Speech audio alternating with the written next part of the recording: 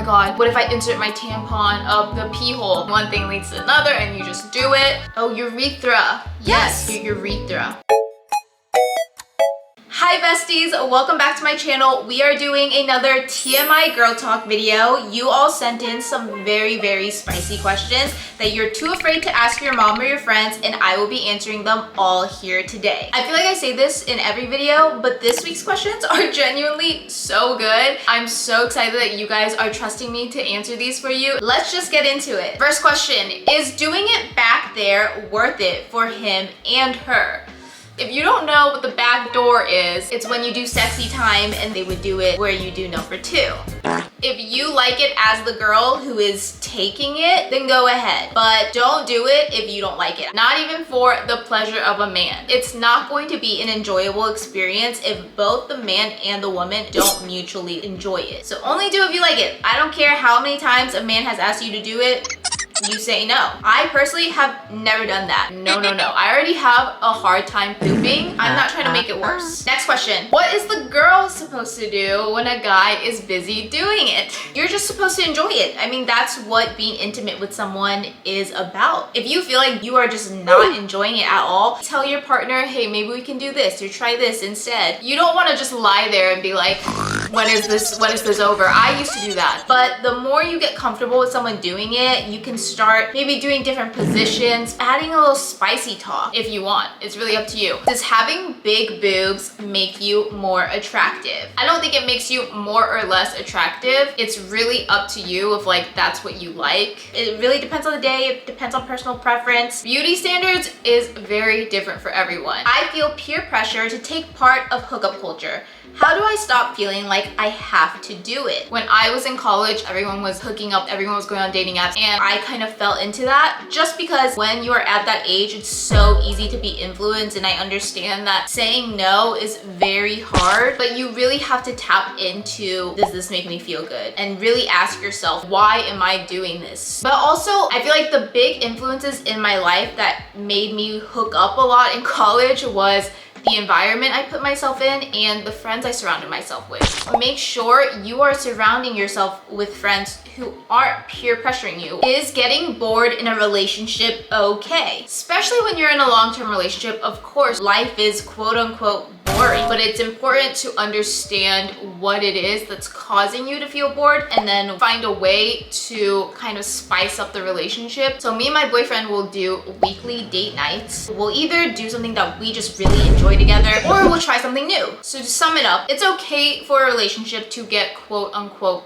boring. But again, the key thing is still putting in the effort to make the relationship feel fresh. Sometimes though, if nobody is putting in effort to spice up the relationship, it could be, should we still be together? I know we worry so much about hurting someone else's feelings, and maybe the truth isn't the best thing that people want to hear, but you are actually doing them a favor. You just have to be honest. And in the long run, just being open and ending it because you know that's what you need is so good for you, because you're not holding on to something that you feel is draining you or holding you back. Can you use a tampon as a virgin? I didn't realize this was like a common misconception that people had, but yes, you can use a tampon as a virgin. It's not going to pop your cherry or anything. I know so many people think, oh, it's gonna break my hymen and like I'm gonna bleed everywhere, but a tampon is very slim. It's quite small. It's not going to tear your hymen. Realistically, your hymen's probably slowly tearing over time the more you are active and do sports or anything like that. And even if you do put a tampon in, it could tear it as well, but it's just very minimal. But anyways, yes, wearing a tampon is not going to take your virginity. Honestly, the idea of losing your virginity is more of a concept and the act of having sex with someone for the first time rather than something that happens to your body, if that makes sense. Do we have different holes for pee, poop, and period? Yes, there are 3 different holes for all of that. Your poop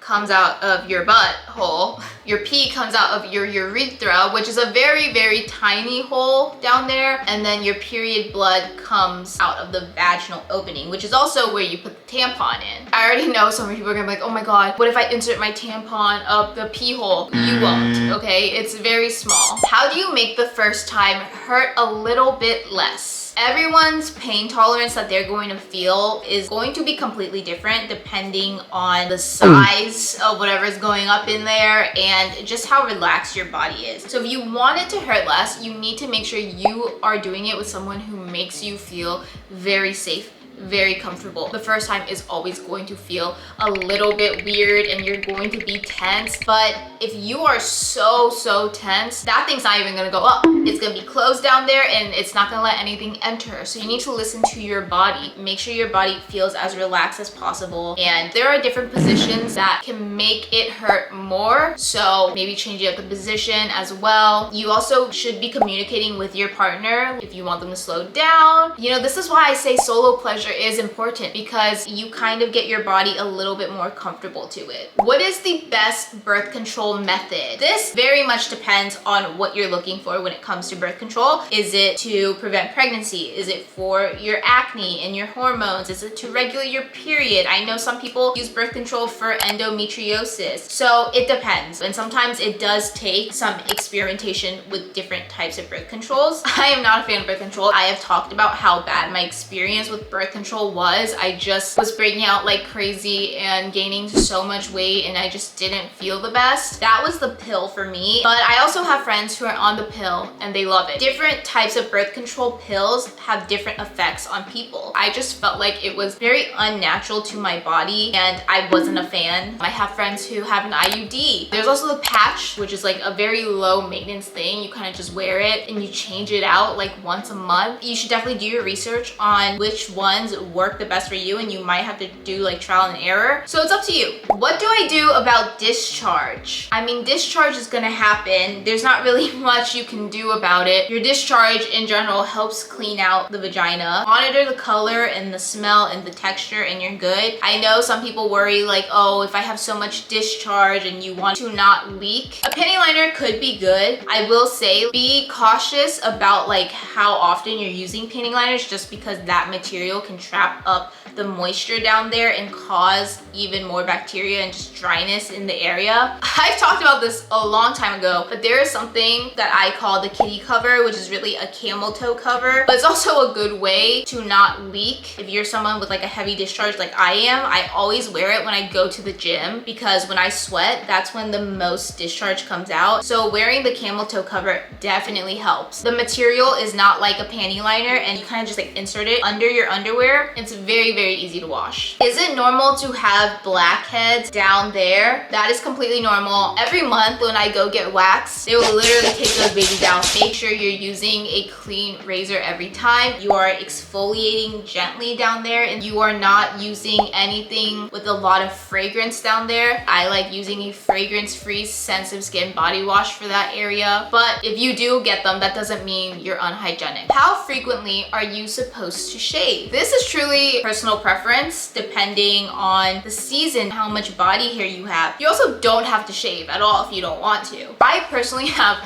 so much body hair and it grows back within less than a week. So during the summer, I usually shave once a week, but during the winter time when I'm not wearing like shorts as much or not showing my armpits or anything, I will go weeks without shaving. The hair will be really long, but you know, who cares? So do whatever feels right. And maybe over time your routine will change and how frequently you do it will change, and that's really up to you too. What do I wear to the gym as a flat girly? Wear whatever makes you feel good, okay? I am a flat girly as well. And I like wearing what makes me feel very confident. It motivates me. So just do whatever makes you feel good. Once I started investing in gym clothes, I feel like it made me go to the gym way more. A lot of brands that I like are CSB. That is probably my favorite brand ever. Define and Able. This is from Vanquish. Those are personally my favorite. I will link all of those brands in the description for you guys if you want to check it out. I'll end on this last question. How do I know if I can trust my friends? I've made really bad friends in the past. Terrible backstabbing. lifelong friends, but I also have really, really amazing friends that we have all been friends for over 10 years. I've had friends from college that I love. My roommate is definitely one of my bestest friends. I know I can trust them because the support that they give me and knowing that they're always there to listen to me if I need them. And I think that's very important. Just being confident and feeling secure in your friendships, just like any relationship you have. Just knowing like, oh, if I go to them, they will be there for me. Everybody in the world could be like talking bad about you and saying all these things, but if you know that your friends have your back to speak for you and support you, then you're good. Connections and friendships are so important in this life. And of course, you always have one friend, which is me, your really honest best friend, and I'm always here to give you advice and be your biggest supporter, cheer you on and uplift you because you guys are that for me. So thank you all so much for watching this video. I love you all so much and I will see you next week at the same time. Bye!